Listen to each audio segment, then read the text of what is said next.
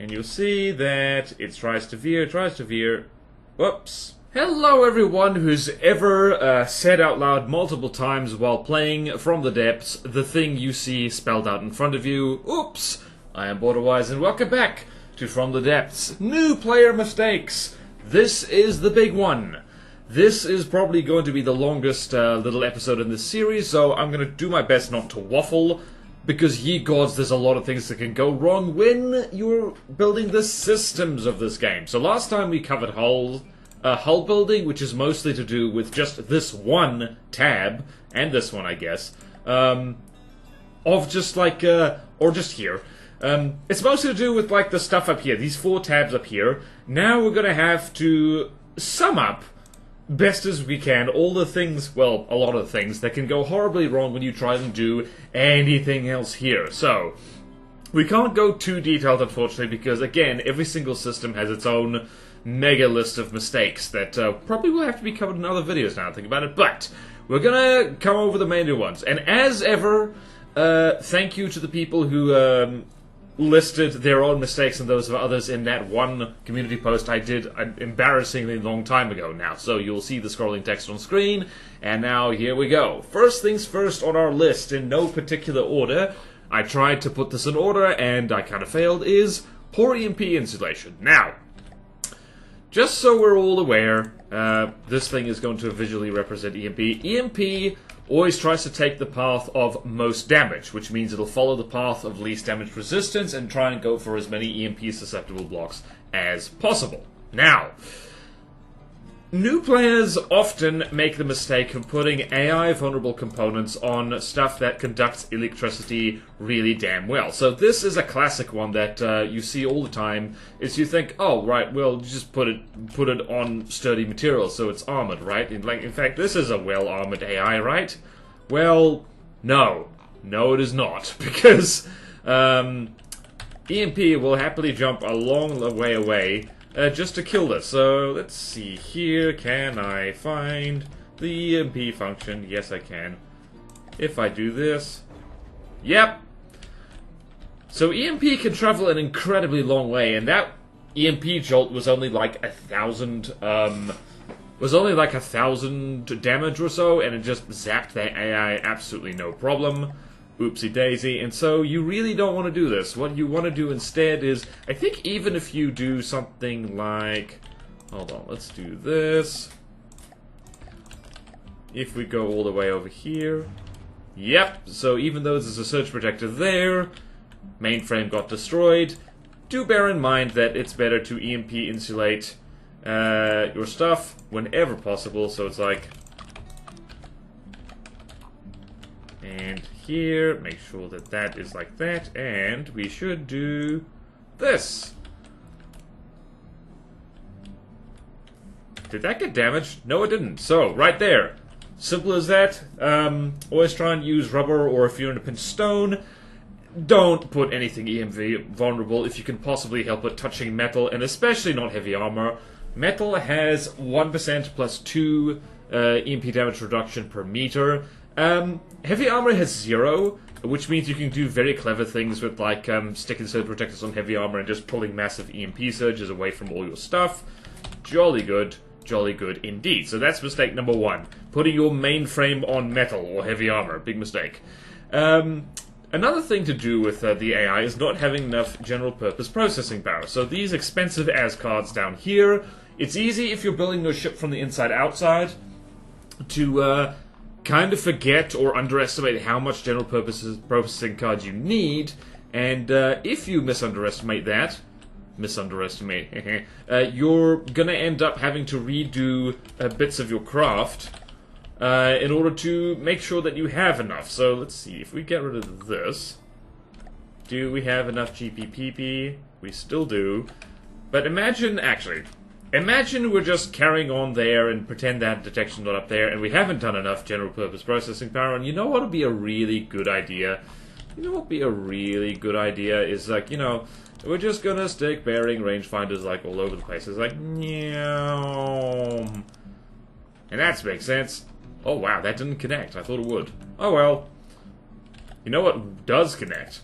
This. Fun fact, detection can stack on each other. Hold on a minute, I think...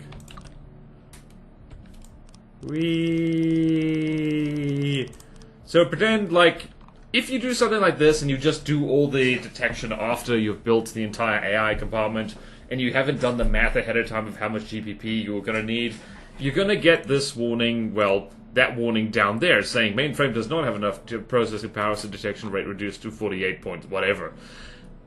So that's something that new players do. Make sure that is not you. Make sure that you think ahead of time how much detection your craft is going to need, and also check. Always check your detection, which you should probably do anyway, because on the Q menu, oh, automatic detection is set to 1. Oh no, oh no. I don't know why this got broken, but it did. But yeah, so you're going to want to fiddle with this anyway for your specific weapons to make sure they actually hit the target. Not having enough tracker. So here's the thing about detection. That's a common mistake. So you've got your 360 detection and you've got 90-degree detection. Just look in here. So this camera, every essentially detection it makes has an error attached. So angular error in the bearing is 0.2 degrees. Range error is 10%. And compare that to the tracker, which is 0.1 degree bearing area, so it's literally twice as accurate. And the range error is 8%, which is considerably less, but it also creates way more detection per second. So it's 25, I say way more, 20. Same thing with the IR camera. Angular error in the bearing is 0.3, range error is 10%. Angular error in the bearing is 0.15%, range is 8%. And IR is just like, this is 30 times per second, this is 40 times per second. So you always got to remember that your main detectors, 360 and 90, they're the thing that spot it, but the trackers are the things that zero in on it and actually allow your thing, whatever it is, to shoot at it accurately. So always bring your trackers along. Alright, now we can move on to a different thing altogether. Like, this is the problem with just having a big lump of errors. Alright, so not having roll or pitch control. So, let's spawn in a thing here. So, where is the Pale Fleet? I need... what do I want? I want the Frost. So the Frost is just a little guy. It's a hydrofoil-y thing, and you'll notice that it has roll and pitch control. So we've got this pivot here. This is actually an aerial pivot, for good reason. And we've also got some pitch control in the front here. Why does this need it? It, doesn't really need it, right? So if we turn this off, the thing's not rolling over. The answer to that is that even in the best case scenario, there are going to be moments where your craft, even if it's a ship, is going to need to be able to control its positioning. And no better example than that than when the weather gets terrible. Always remember that the weather in From the Depths can be pretty damn bad, and I can demonstrate that with this. So let's go here, let's increase the wave factor by a considerable margin. The Frost already has a bad habit of, like, taking off into the friggin'... Let's go with 0.4. So now we've got lovely big waves. And because this thing bounces along on the surface of the water in particular, you'll notice that it is ramping off waves a lot. And if you're not careful, the thing will pitch up or down too much, and it will get... it will essentially be rendered useless. It'll expose its weak sides, it'll pitch down, it'll sink itself, and then things get really wacky-tabacky. I don't think the campaign ever has waves this bad, but if we don't have pitch control on this thing might shoot off into space, or might just nosedive down into the waves, and we're going to have a very bad time.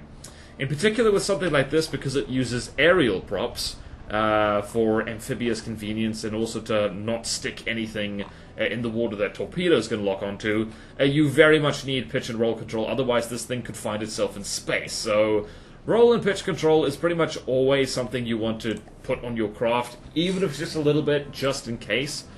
So we're going to go that, and we're going to go that. Hooray! Render distance mod looks very good with this. And this prevents the thing from, like, pitching down too much. It's going to take quite a long time for this thing to actually hit the ground again. Oh, look at those wakes. It's so nice. Alright. Not setting reverse propulsion on a craft. This is necessary for collision avoidance, both with terrain and with other craft. Believe that the frost does have reverse enabled. It does. Reason being, the way this thing... Let's actually see here. So I'm going to tragically spawn in another frost right here. And you'll see that it tries to veer. Whoops. Let's try that again.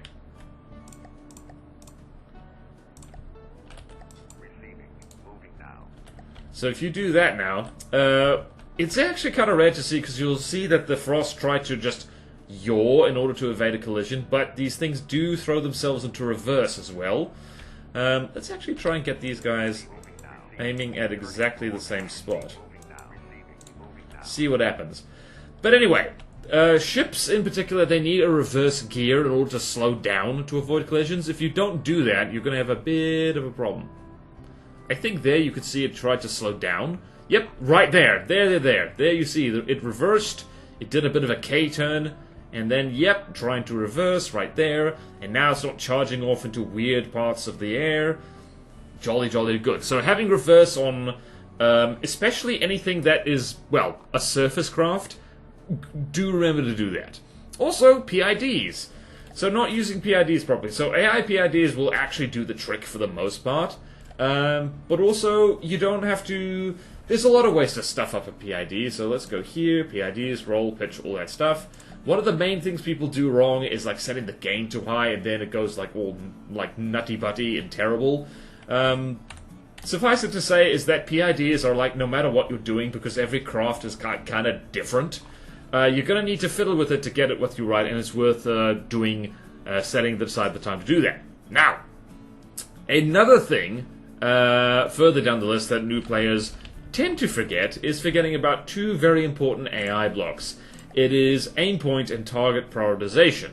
The default settings for these are generally quite bad, and the Frost actually has an example of that because it has two AIs. It has a main AI that controls these little cartoonish missiles over here, but it also has a secondary one that I jammed in just so it has some ability to fend off tiny flyers. So, what we've got here is a target prioritization card, and it is set to aim for just anything that's close. So, it shoots planes down, basically.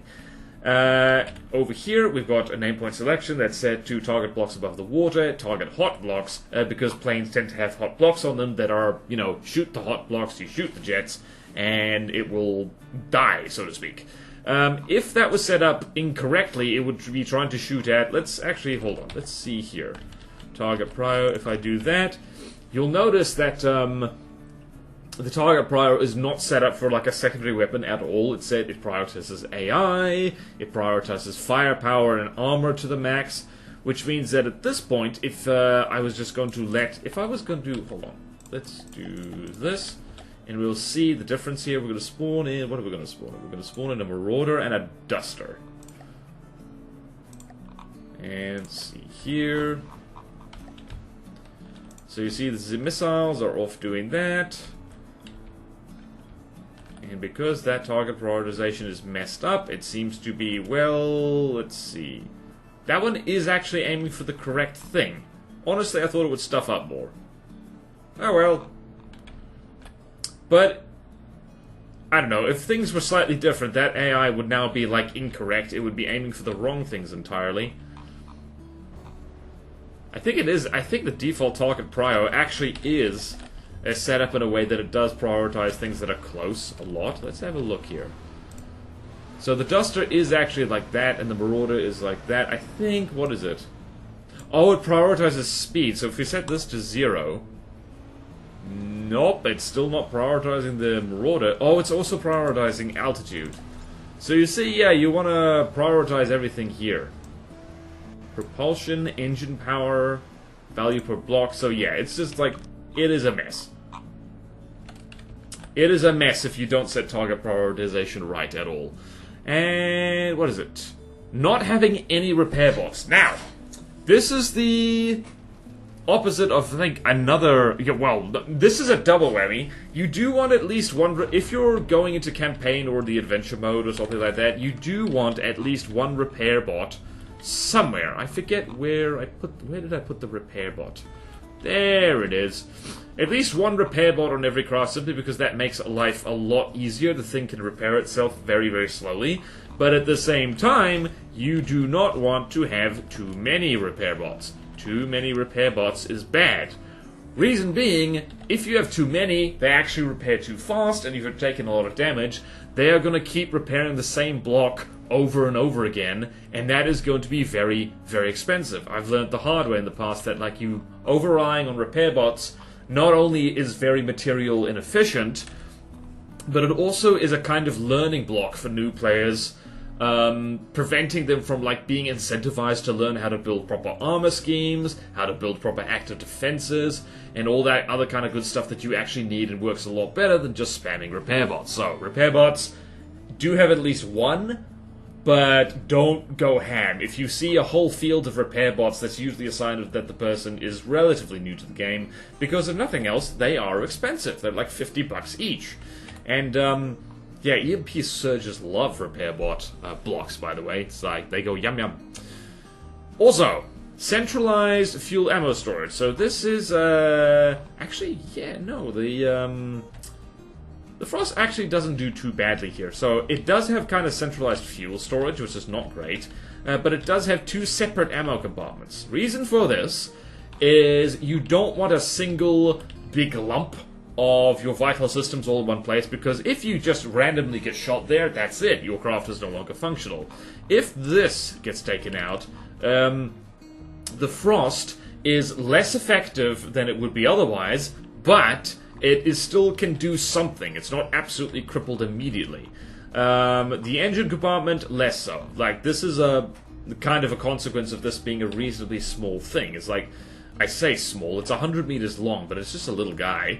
But yeah, this one engine compartment, when this gets taken out, that's it. It's like, you know, the thing can't drive anymore, so -1 points there.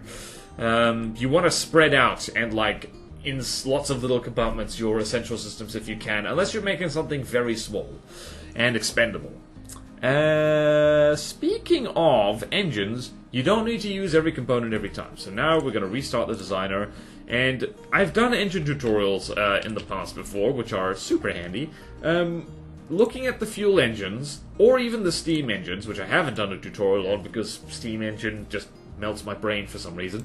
You'll see a lot of blocks here. You don't need to use every single one. In fact, my favorite engines, like, use not even half of the components here. So, like, bare minimum is fuel engine, the generator, the crankshaft, and the cylinder, but from there, you have options.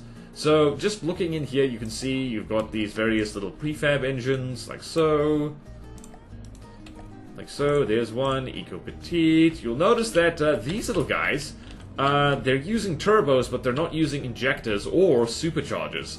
And then you got, what do you got here? You got the, what is it?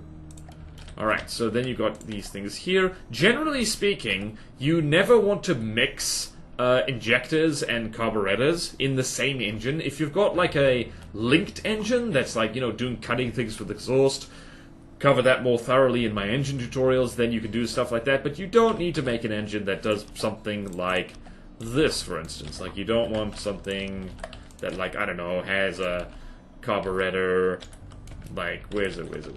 It has a carburetor over there, and a injector over here, and maybe just a pair of turbos. Let's see, hold on, I want a cylinder turbochargers because they're better for my brain. Let's do that, something like that, something like that. So yeah, like that, and then you really don't want to put a supercharger here because this is a mess. This is just a mess. So we look at the stats there. Power per material is just, this is not great. This is kind of an engine that is good at absolutely nothing because, like, the stable power is like literally just like, it's bad. It's bad. It's just all very bad. It's bad, it's bad, it's very, very bad.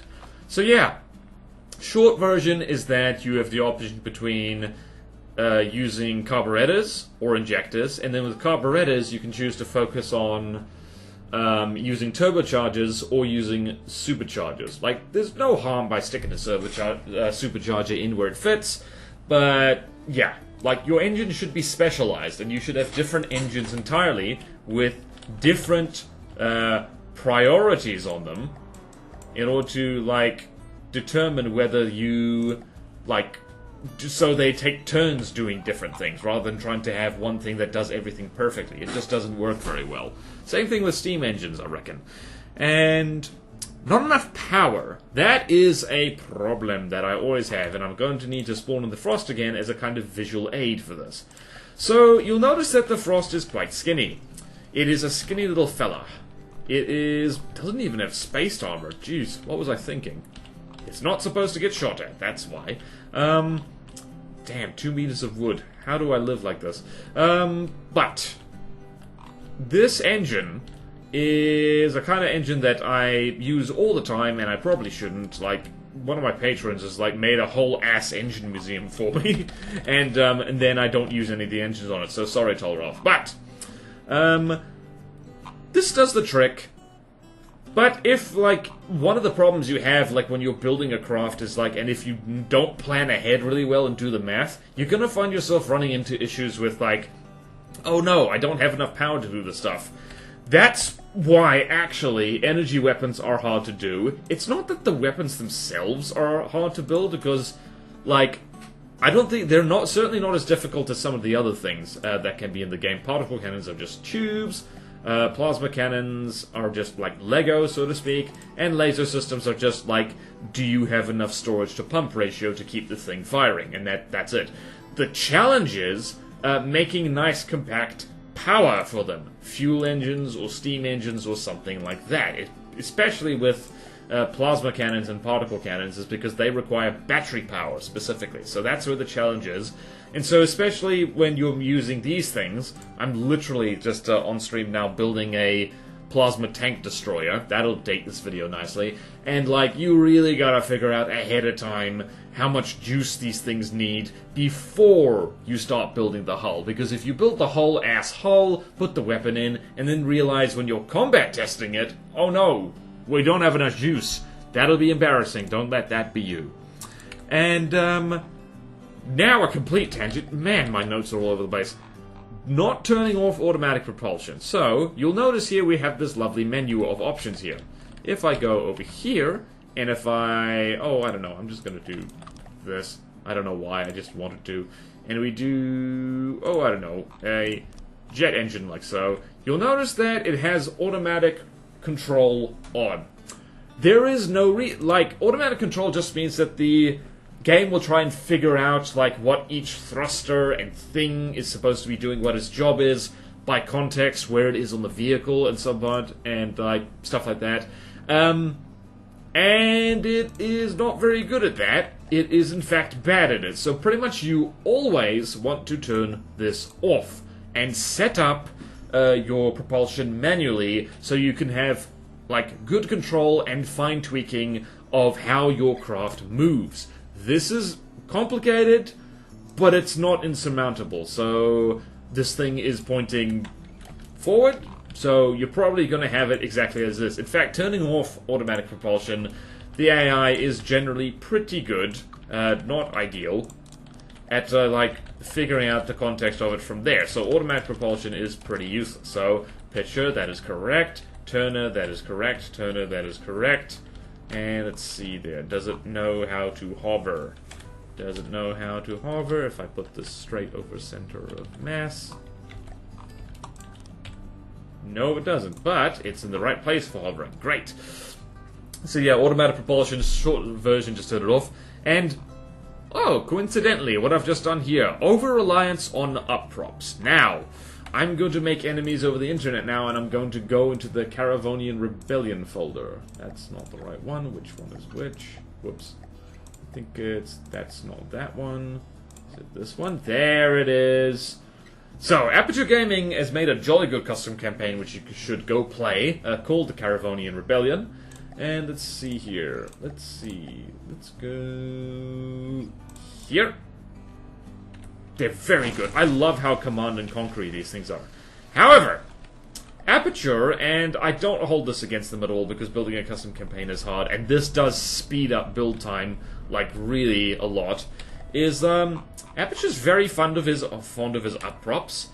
Now, In his case, there was a reason for this. It's so that, like, you know, he could just hammer out a lot of craft, like, very quickly, for, like, the custom campaign and keep them updated and all that stuff. So there's a logistical reason behind this. But for you, playing through the campaign and trying to save materials whenever possible and all that jazz, you don't want to rely on upprops for your ships in particular. Because this is a lot of materials burned, just to keep the thing up in, like, the correct height in the water. In fact, I wonder, does this have a general PID in it? Or is it going to sink? It does have a PID on it somewhere. Maybe, no, yeah, actual PID, or possibly Breadboard. Also, this thing is awesome. Let's see how it looks in my fleet colors. Load. Hell yeah, BW black and white, never fails. Never fails, I tell you. But yeah, so that is very black smoke. Deacon's Christmas. Alright, so these props are burning so much fuel, and I'm just going to compare this to the Frost, bearing in mind these are very, very different craft, very different kinds of ships, with very, very different jobs. But you will notice... Damn it, where the hell did I put it? Where's the Frost? Gimme. Gimme. Well, let's spawn in Gary, actually. So Gary is roughly the same size as... Actually, Gary's a lot bigger than this, but Gary does not need any upprops. This is because Gary is mostly made of wood and alloy, and there's like heavy armor bits underneath, which is just actually containing shields, because that's a thing we do. Why is this lagging so much? I might need to update my computer. But anyway, Gary, no upprops, because Gary is light and floaty and actually bigger, so hold on, do that. See, there's actually no propellers like hovering, keeping this thing up in the water. It does have like roll and pitch control, but that's it. That's it. And it is entirely feasible to make ships that do not require upprops at all. And if you are going to go, again, no disrespect to Aperture, like there's reasons for this. If you're going to use this much power and material to make your craft stay at the correct altitude, you might as well make it an airship. I keep saying this because it's right every time as far as I'm concerned. Now, stuffing up the local weapon controllers, that is a thing. So, let's look at Gary. Gary is a fun dude. Gary is here. I wonder if they're lagging because they think they're going to collide with each other. I hope not. Over here on the local weapon controller, let's see if we've set this up correctly. We have, actually. So, in particular, the altitude and range of local weapon controllers is a big thing. So, you will notice that this goes all the way down to -500. That is about as deep as the sea can go. Thing is, though, this is a cram cannon. And cram cannons, especially in this kind of configuration, they are bad at shooting at things below the water. Lathrix Adventure Run notwithstanding. So you don't want them to even bother. So you want to set it to -50, and I just remembered that there was a point in the Steel Sovereigns campaign where Gary managed to kill a submarine using primarily his cram. So there's no rules in From the Depths. That isn't the hard math, it's just how things work. Generally speaking, though, you don't want to be shooting at things below the water if you've got something like this. This is especially true for radar-guided missiles. So if we go over here to Gary's missile bay, because who needs to go to the beach for a bay when you have... Where is it? Here it is. Here it is. This is set to -10, because I really do not want these big, expensive missiles to be fired at things that are below the waterline and they can never lock onto and hit anyway, because they are radar guided. So, setting your distance, setting your altitude, in particular with missiles again, is... There's no way. Oh my god. Oh wait, no, that's 100% on purpose. Whoops. Alright, so you also want to set a distance on them. Because ironically, in direct contradiction of their real-life use, missiles are medium-ranged weapons, not long-range, because they burn through fuel very fast, and they don't actually move very fast compared to shells, so that's a thing. Local weapon controllers, set them to the correct things, your future self will thank you for it. And speaking of missiles, overuse of missiles. They don't work on everything. And there's no better way to show that than with our old friend the flying squirrel. So, if we go here and go here, where is the missile? Basic fearless. Let's find a... Oh, this is an anti-aircraft missile setup, right? This'll work perfectly well to shoot down aircraft. About that. You know, about that? About that. Let's see how well we do. Well, for a start, they're locking onto the wrong thing. Are they gonna do it? Are they gonna do it? No, they're not gonna do it. We have not done any damage. So, missiles are perhaps the most straightforward weapon category in From the Depths. And they're just great. You know, they're super compact. They don't require detection if they're self-guided. And you can just... Oh my... Wait, no. Did it actually... It did not. Alright, those are their missiles. But anyway, they don't work for everything, and a lot of the times, missiles are actually not as good an option than other things. So, for general purpose use, APS is better, especially if it's super cav. In terms of material efficient damage, crams are better. In terms of anti-air, anything hit scan does better than these things. And in terms of armor busting, like, you know, plasma, railguns, even flamethrowers are arguably better than missiles because you can make flamethrowers very, very hot and very, very melty. So, missiles, great. I love them. We all love them. But, like, they're not good at everything, and so a particular thing you see on newbie builds... In fact, let me just roast myself for a moment. Where is my favorite friend? Where's my favorite friend? It's right here. It's the Mark II Stahlslung. So this is a battleship I made back in the day. I love this thing, still do. This thing is a missile cruiser in disguise. It's supposed to be a cram battleship, and it isn't, because here in the front you see 1, 2, 3, 4, 5, 6, 6, 12, 18, 24 large kinetic missiles. Which is pretty decent, honestly, but yeah, it means that, in the fights I took this thing in, the missiles were carrying the day most of the time, to be perfectly honest with you, and the rest of the ship might as well just have been... I could have left off the cram turrets and replaced them with, like, I don't know, more missiles or torpedoes or something, and it possibly wouldn't have made much difference. So yeah. Yeah, you gotta be wary of the missiles, like... It's a common thing for people to just go ham on them. But they're expensive, and they use a lot of materials, and they miss. Also, speaking of missing, not setting minimum accuracy, this is a major thing in From the Depths. So you see here, down here, required accuracy before fire. If we go find our cram cannon, you see here on the Q menu, the default accuracy for cram cannons and APS is something stupid. So this is 0.5 degrees. It'll fire when the barrel is pointing at the target, like, within that degree. That's no good. You pretty much always want to set that to absolute minimum, unless you're doing something funky and weird that I can't even think of right now. And the advanced cannon is even worse. 2 degrees of accuracy is terrible, so I think it's really only for SEWAs and anti-munition use that you'd want to set this, like, leave it like this, or set it higher, because almost always... You pretty much want to set that as minimum as possible so that, you know, the gun is actually pointing at the target. So, big mistake I see, well, not huge mistake, but noticeable mistake you see all the time with newer builds is just you see them not tweaking the settings right. And to be fair, the settings really should be that by default, and I do not know why they're not. It would save a lot of time for us. Okay, and not setting firing restrictions. So, again, looking at the Stahlslung turret, this is something I did right back in the day. You'll notice there's kind of things happening back here. What is this? What is this? Well, where's it? Where's it?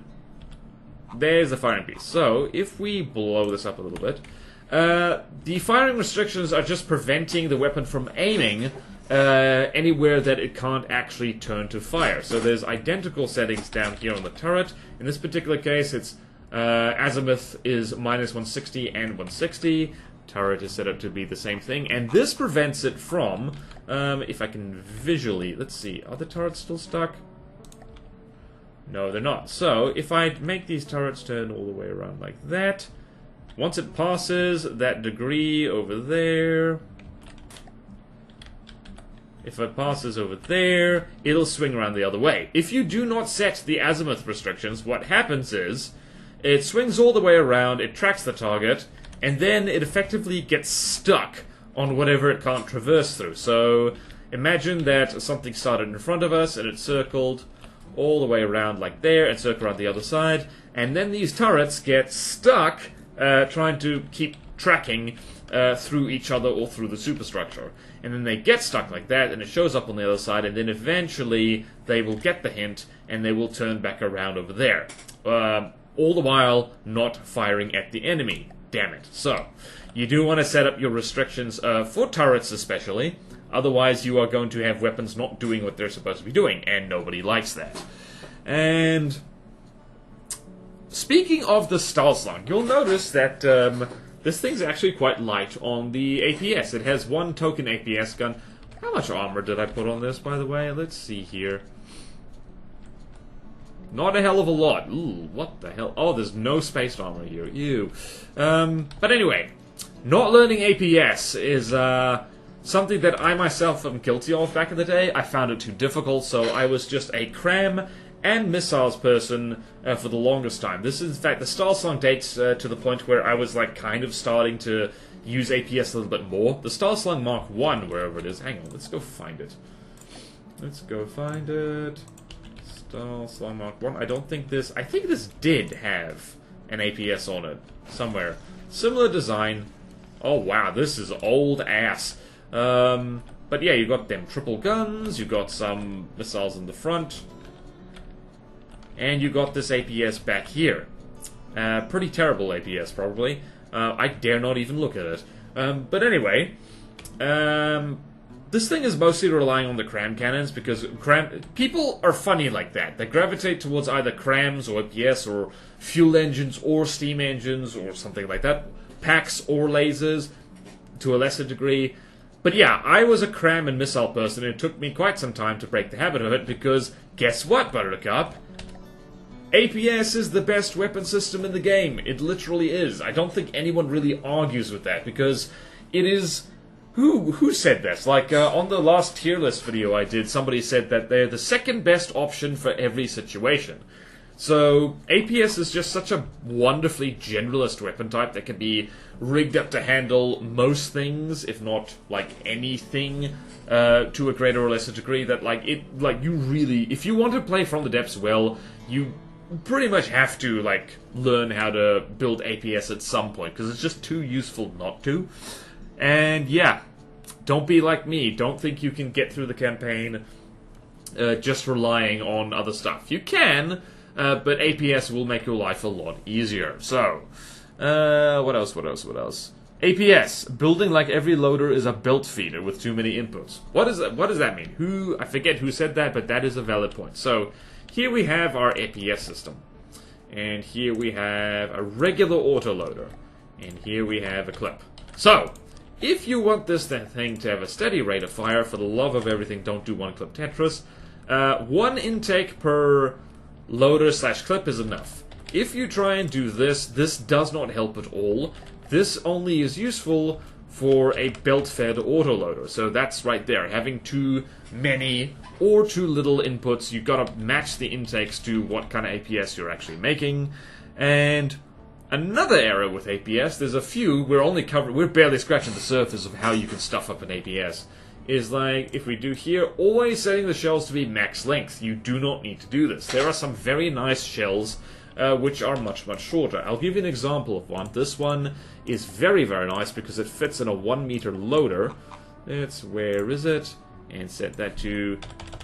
This is a nice spammy HESH shell. It is only 3 components long. It goes at about 400 meters per second, and it does lovely HESH damage. So this is one of the classic, short, useful shells. So you don't need to make them max length every time. It is not compulsory. You have that freedom. And APS not using ejectors and safety fuses. This is a big one. I myself am guilty of this. I, for the longest time, did not use ammo ejectors. So particularly if you've got like, oh, I don't know, let's do this, and let's do, oh, I don't know, let's do 1, 2, 3, 4, 5, 6, 7, 8, 9, 10, and let's just do frag and filter head with frag warhead body, and what do we want here? We got a nice 50mm clip. So if we do this and assign to that, and make sure that, oh, it's too long, is it? It's too long, is it? Not for long, it isn't. Alright. Right, so now refill ABS. There we go. So now we've got this thing loaded, and you'll notice that these things, fragment damage 930, fragment count 10. When this thing goes up, it's going to be a bit of a problem. So this is where ejectors are very, very useful. So we take this off right now, and if I get out my handy death ray that I have in my pocket, is this it? Yes, it is. Alright, so if you do this, that's actually a lot of damage. You can, that's easily enough to set off a chain reaction if you're not careful. And the difference when you have a lovely ejector system right here, ammo ejector, go here. Ammo ejector, go here. It's not connected. That's because this is a belt loader. Aha! Aha! And let's just modify the shell quickly to actually have an emergency ejection defuse. Not compulsory all the time, but just generally very, very handy. And now, if I do this, nothing! Absolutely nothing. The shells basically don't even spawn. So, having an ejector is the difference between your clip blowing up your entire APS turret and absolutely nothing like bad happening. So pretty much I almost never have particularly larger APS systems without ammo ejectors and emergency defusers these days. It is the difference between, and this is a quote, your ship surviving and, well, dying. The direct quote is, you gotta use ejectors and safety fuses so they don't spontaneously get their entire bow deleted in half because their turret decided to provide enough energy to reach into the fourth dimension and navigate to come out on August 9th, 1945. History joke for you. Thank you, William Cox. Speaking of things blown up, not armoring turrets, so I believe, let's see here, did I armor these turrets? These old-ass turrets? I did! I was kind of smart back in the day, but not really. The thing about turrets is you don't have to armor them, but more and more, and I see other people doing this as well, to very great effect, is that armoring your turrets just helps them survive better, really. Like, it just works better. This is a horrible barbette. Ew. Why did I summon this thing? Why did I summon this thing? But anyway, if just for giggles I'm going to put this here. You don't need to wrap them all the way around if you do not want to. And in fact, it's sensible to treat the turret like a little mini front-sided vehicle that lives on your main ship, armor the hell out of the front of it, and you can leave stuff off the back, because it's mostly going to be aimed at the enemy, or at least it should be.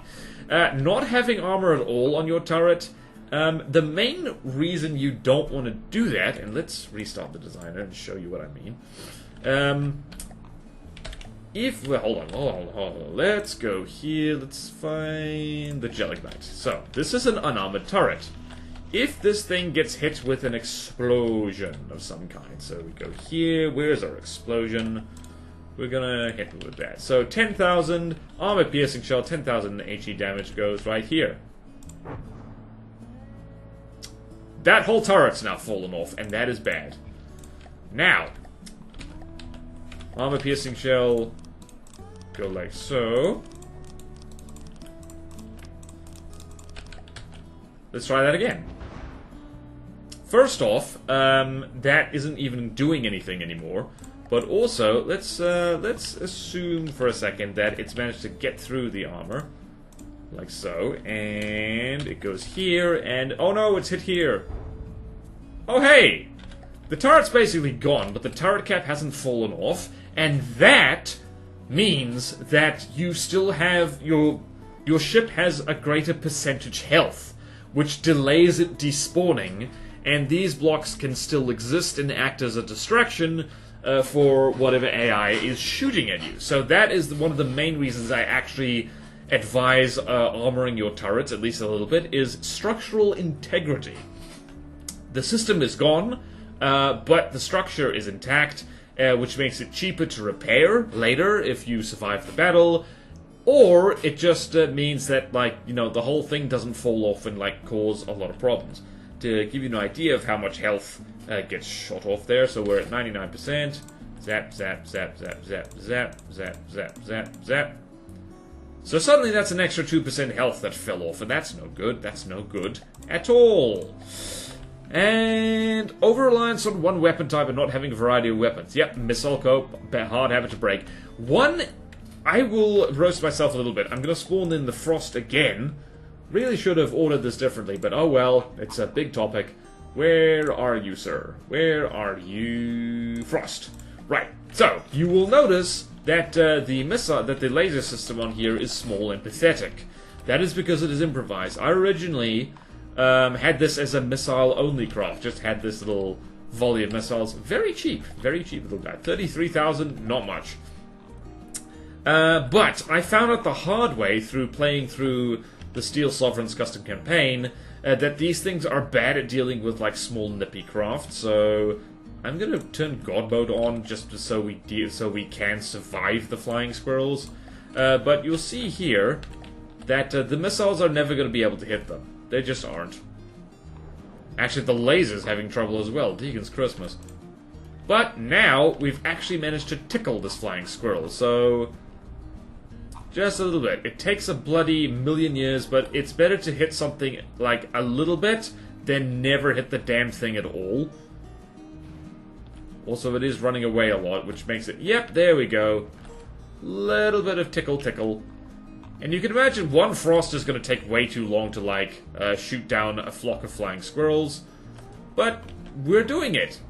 This is like having only even just one extra weapon type on your craft makes the difference between it being basically useless and... What the hell? We actually killed it. Wow, that was faster than I thought it would be. It makes the difference between being useless in a situation and being just mostly useless, which is quite a big difference in practice, especially if you have a lot of ships. So really try to have your craft have more than one category of weapon. So we've got missiles, we've got lasers, they complement each other well. In fact, pretty much all weapon combinations complement each other well. So you got, except for simple weapons, because they're their own thing. Crams, APS. Crams are specialized large surface craft killers. APS is just, you know, very versatile. Advanced cannons and missiles. Missiles don't miss, and they're nice and compact. Lasers and missiles work together very well. Lasers act as fly swatters. Missiles blow everything else up. Particle cannons and plasma work well together because particle cannons are just super versatile, good at fly swatting. Plasma cannons tear armor to pieces, and like these are just examples. And like plasma cannons, compact, very expensive, and then if you have a plasma and flamethrower thing, what you've got is something that annihilates both heavily armored stuff and also roasts anything small and squishy and flammable. I reckon that's a pretty good combination, all things considered. So, like, all the weapon systems can complement each other well, so use more than one. It's a good idea. Speaking on using stuff, relying on armor instead of active defenses and evasion, you will notice that the Frost is trundling along at a brisk 63 meters per second. That is because speed is one of your best defenses in From the Depths. You will notice it also has a missile decoy on a spin block there that is distracting missiles. It is... wow, they actually killed all those things. By the way, wouldn't have won on its own against the flying squirrels because, like, you know, they do have signal processors on their missiles and that spinny thing only does so much. But yeah, this thing relies on speed and that spin block decoy back there to survive, and it works much better. It's why the Frost can afford to have, like, at most 2 layers of wood and 1 layer of stone as its armor. Like, it actually has less around there. Actually has a little bit of alloy around the AI compartment, and that's about it. So yeah, like, glass cannons which are fast and have good active defenses generally are much better than things which are over-armored. And armor is your last line of defense, it's not your first. Always remember that. And speaking of, well, Not speaking of, what am I saying here? Is it doing the thing? I'm trying to remember if the Frost does this. Does it have breadboard? It does not have breadboard. Other things do. The final thing is for systems, don't be too frightened of bread. I was frightened of bread. I'm still frightened of bread, but bread is just amazingly good. If nothing else for thrust vectoring, it's really good. Do play around with the bread. It's one of those things, it's like PIDs. In fact, it's like most things from the depths. You will spend a long time not getting it at all, and then one day, once you've messed around with it enough, you're going to be like, oh, that's how that works. So thrust vector bread, for instance, this is the only bread I regularly use, but it's just such a game changer. It just, for planes, it makes planes so good.